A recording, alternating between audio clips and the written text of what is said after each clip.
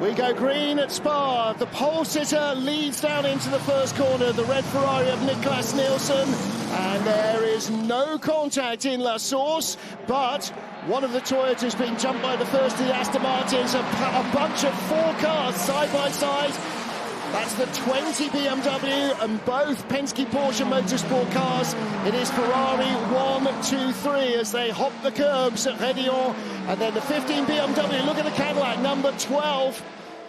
A bit of touch there, contact between the yellow 83 Ferrari and number 51. He goes round the outside. Brilliant stuff by Antonio Giovinazzi. It's James Collado in the 51 car, yeah, moving ahead of Phil Hansen. Hansen just being perhaps a fraction cautious, and trouble for the number 5 Penske Porsche car up at Les Combes.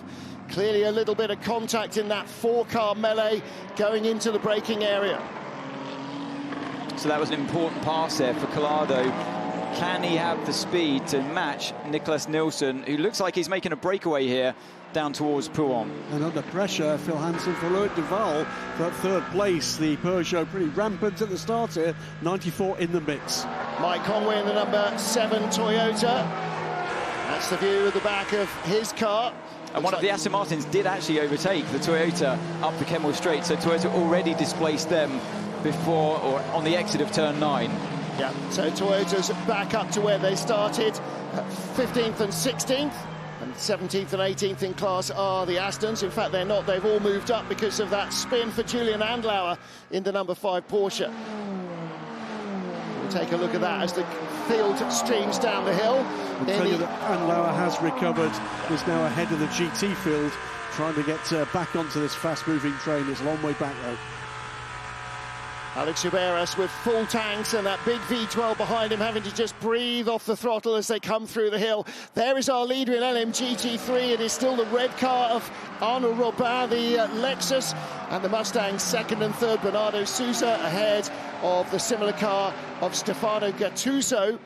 That means that the Aston Martin number 10 has dropped back in this early running.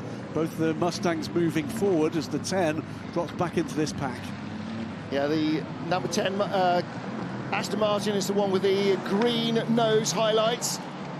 Looking back at the 2 orange and black McLarens, they are down. United Auto Sports cars 14th and 15th. Behind them is Ben Keating in the yellow Corvette. He's looking at the inside, but looking inside him is the first of the Mercedes. Meanwhile, 99. This is the battle with the 2 Toyotas trying to go around Proton Competitions. Nico Pino.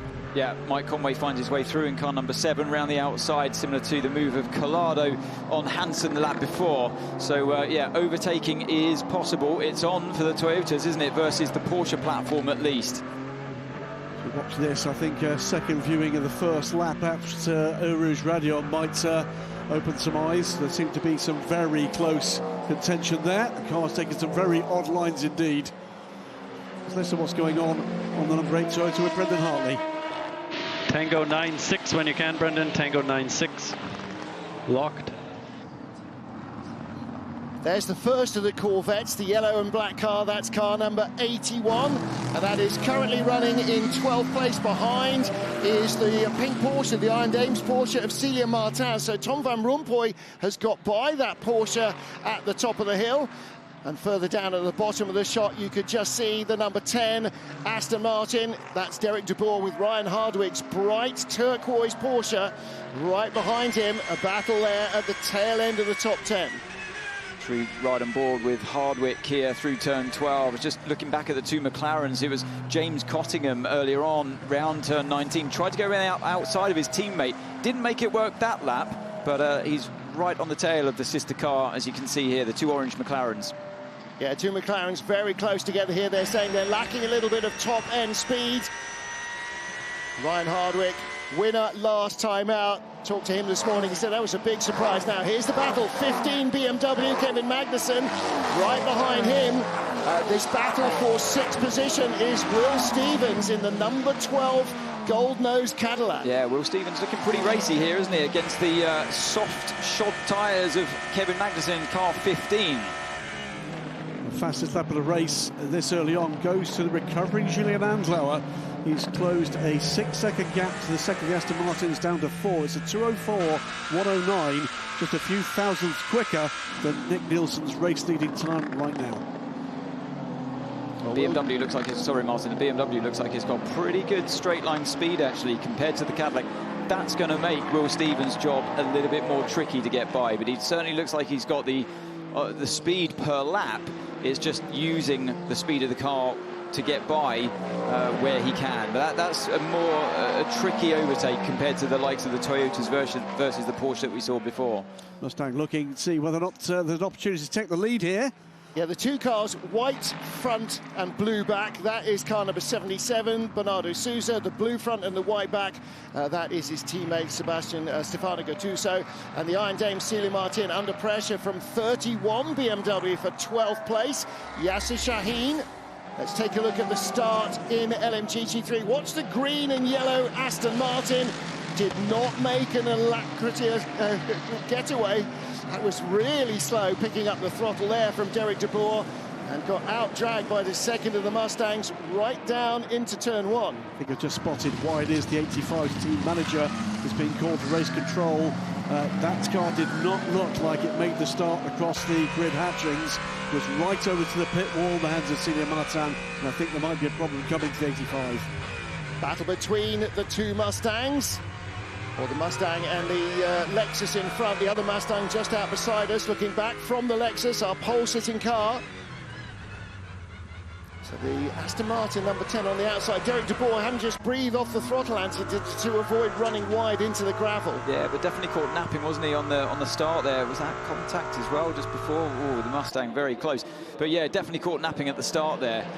Just didn't get on power simply early enough, so was out-dragged by the pole-sitter on the inside. And yeah, that's a lesson maybe for the future. But obviously, lots of bronze drivers starting in the LMGT3 category. You want to get their driver time, minimum driver time of 1 hour 45 minutes out of the way as quickly as you can for later on. And the reason they start like that is because there's a higher chance of full course yellows and safety cars at the start of the race compared to later on, usually. 83, Phil Hansen in third place in the yellow Porsche, and Ferrari rather right behind him, Loic Duval in the Peugeot. But Duval trying to hassle the back of the Ferrari. The problem a lot of hypercar drivers are saying is that coming through Eau Rouge, if you're close behind a car in front, you lose a lot of your downforce and you're slower through Eau Rouge and up the Kemmel Straight. Very strong start here from the number 94 Peugeot in front of the company's brand new COO, who is here for the entire race, has been meeting all of the senior staff in this effort. I think they're very close to committing to a much longer programme than we first thought with Peugeot, potentially with a brand new car. But great stuff in the early running from the number 94 Peugeot. Loic Duval is chasing hard. 27 Aston Martin losing a spot there in James and Harter racing car, dropping behind. I know, back in front of Tom Van Rompuy once more, but Petru Umbrarescu in the other red-bonneted car as we ride with Yasser Shaheen.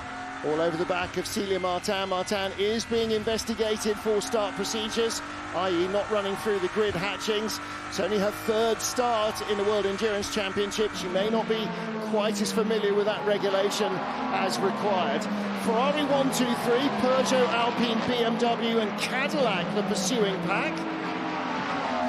Celia Martin will have an extra 5 seconds added to the first pit stop for that car. There's Kevin Magnussen in the blue, black and white BMW, car number 15 in 6th position. Looks, Anthony, as though he's sort of fought off the challenge from Will Stevens for the moment. Yeah, they've settled into a bit of a rhythm right now, haven't they? Will Stevens gave it a go a few laps before, but has quickly realised, as I spotted, that straight line speed's not quite there on the Cadillac side.